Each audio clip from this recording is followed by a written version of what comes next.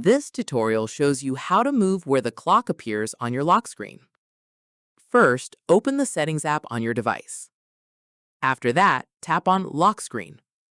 From there, tap on Clock Style. At this point, you'll see options for clock position along with different clock designs. In the next step, swipe through the styles to find one with your preferred position, such as top or centered.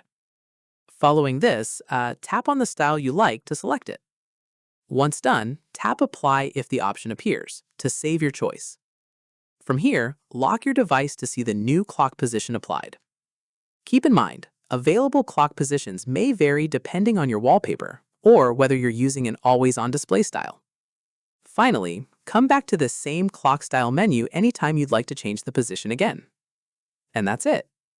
If this guide helped you change the lock screen clock position on Samsung, give it a like, subscribe for more Android tutorials, and tap the bell icon for updates. See you in the next one.